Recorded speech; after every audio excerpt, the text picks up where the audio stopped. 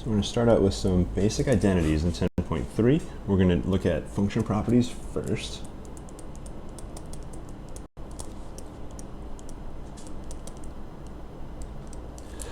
And really fast overview of functions. This is all pre-calculus 1 material, but they go from their domain to the what?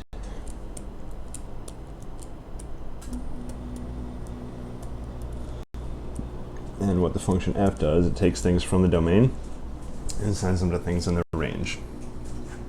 So that is what a function does.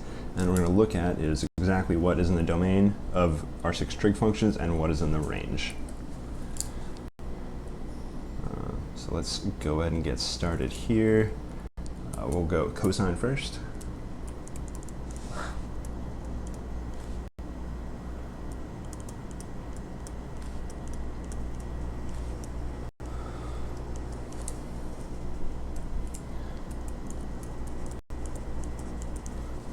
Alright, so what angles does it make sense to take a cosine of? Well, if you think about any point on the unit circle, no matter where it is, you're going to have an x value.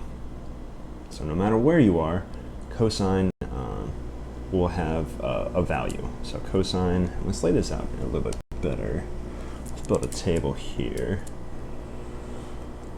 Function.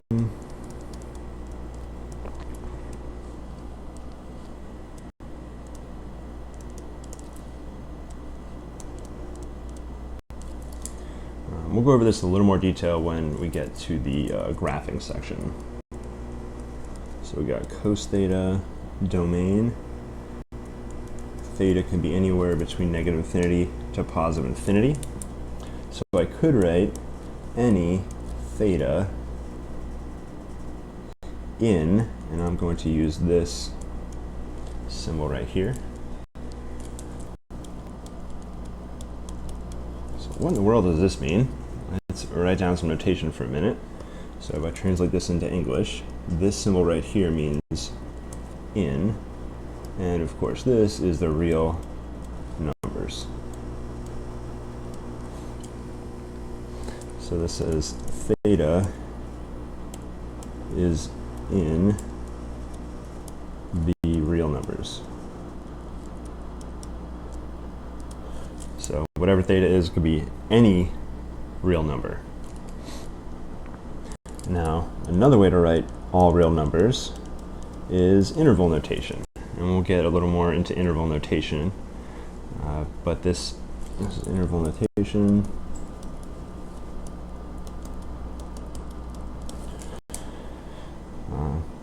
Parentheses means open, so do not include the endpoints.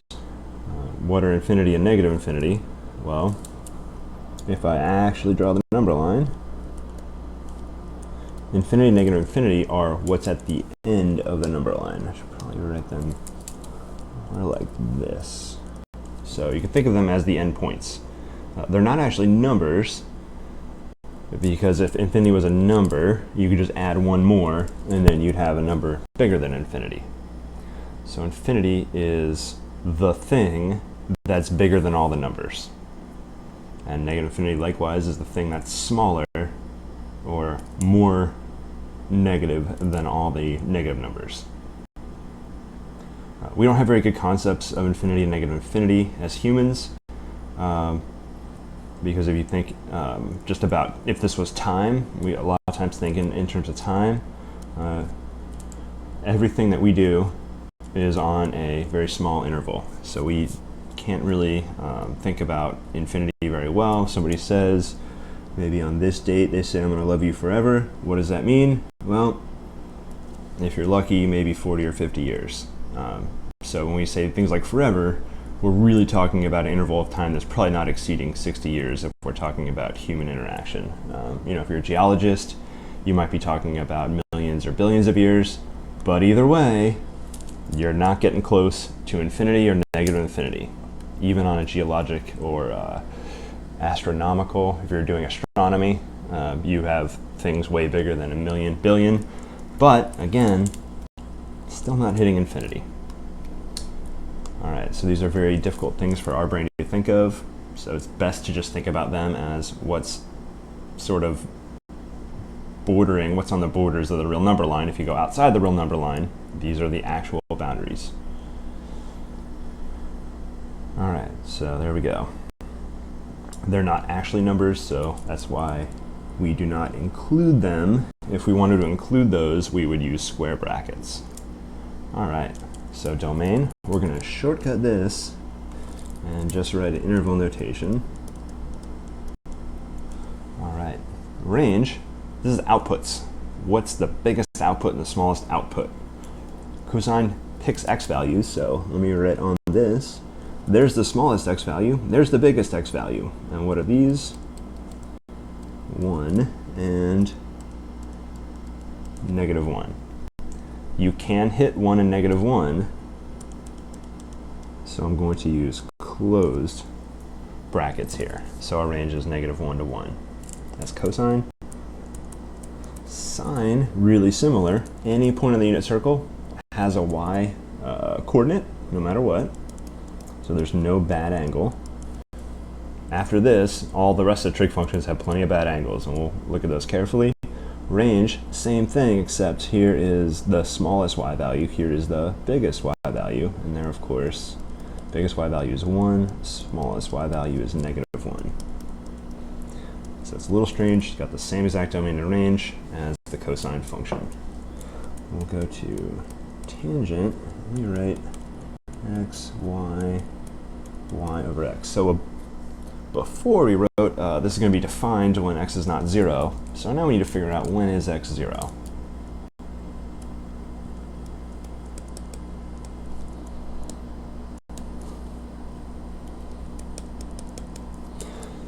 So what we're going to do is basically force x to be 0.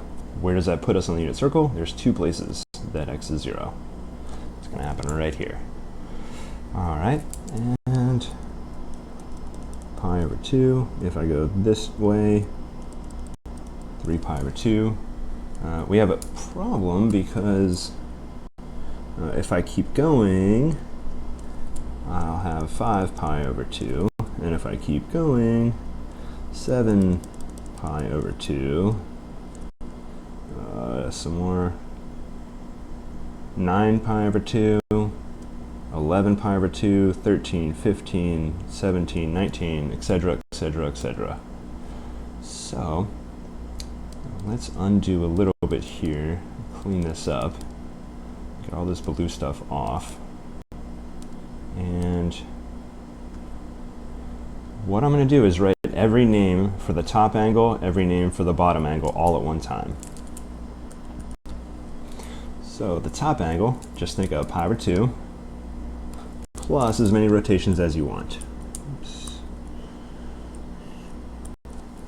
So the top angle is going to be pi over 2 plus, how do I write as many rotations as I want? Well, here's a rotation, one full rotation, and I'm going to use the letter k. Now, I can't let k be a fraction, it's got to be a whole number. So I'm going to use this funky notation. This z right here, this is all the integers. And another nice way to write the integers.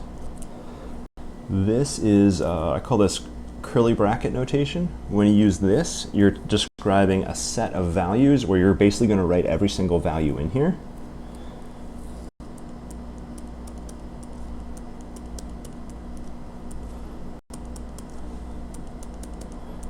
Now I'm using triple dots, which means there is a pattern, and if you continue the pattern, you would get all the integers.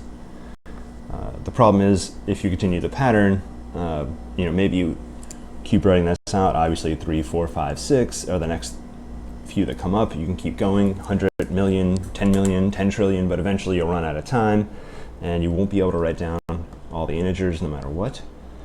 So we just write dot, dot, dot. And you want to write enough stuff in the middle so that the pattern is pretty obvious. For example, in my opinion, this is probably not enough to say the pattern is obvious. The minimum, in my opinion, to say this pattern is obvious, I would at least include -1. And then I would be okay saying the pattern is obvious. I just put a couple extra in there just so it's super, super obvious. All right, so there's the integers. You can add as many rotations as you want. You can add 1 rotation, 2 rotations, 3 rotations, 3 million rotations if you need to. And we're going to do something really similar down here. Plus 2 pi k. Same k, could be any integer you want. Now if you look again, technically we can use just pi over 2 if we rotate half a rotation, as many half rotations as you want. Why is that? Well, half a rotation lands you right down there. So I could shortcut all of this. Okay. So I could summarize all the bad angles.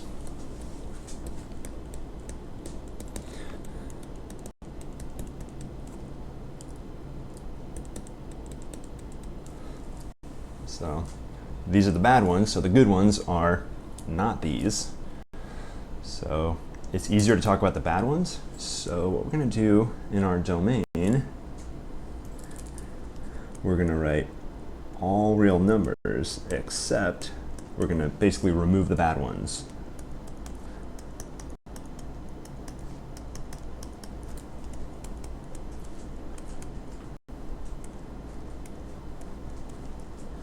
Probably using a marker that's too thick. Let's turn that up a little bit. 4k in z. There we go. Oh, I lost my c.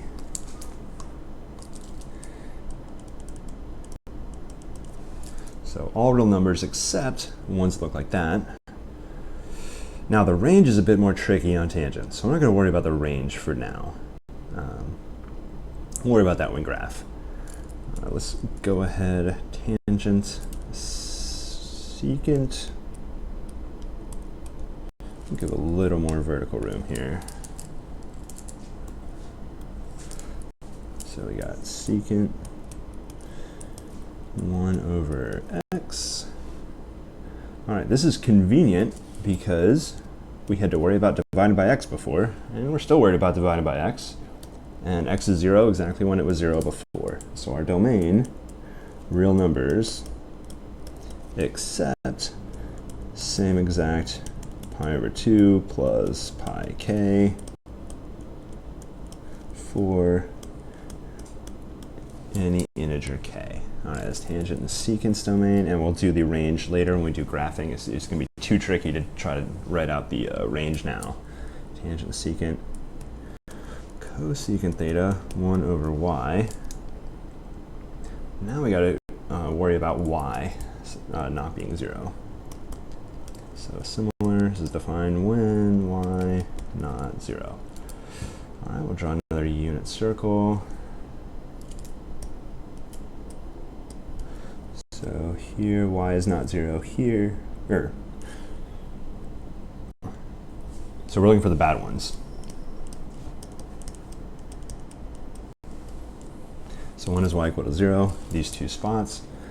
Our angle here is 0, and our angle, if we go here, is pi. Now, of course, we can keep spinning around and get 2 pi. Keep going and get 3 pi, 4 pi, 5 pi, 6 pi, 7 pi, 8 pi, 9 pi. So this pattern is a bit easier to see. Let me clear out some of this extra stuff.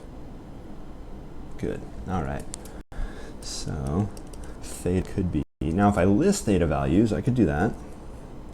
0, pi, 2 pi, 3 pi. These are bad theta values. Negative pi, negative 2 pi, dot, dot, dot. All right, that's one way to do it. I can look at the pattern and see that it is k pi for any integer k. So you got 0 pi, 1 pi, 2 pi, 3 pi, just taking different integers k. And likewise, k is -1. You got your negative pi, -2, -2 pi. So that's just a nicer way to write that pattern out. And we're going to write out really similar, all real numbers, except theta equals pi k for integers. And cosecant cotangent, similar, x over y. We have the same dividing by y problem. So we got the same domain as before.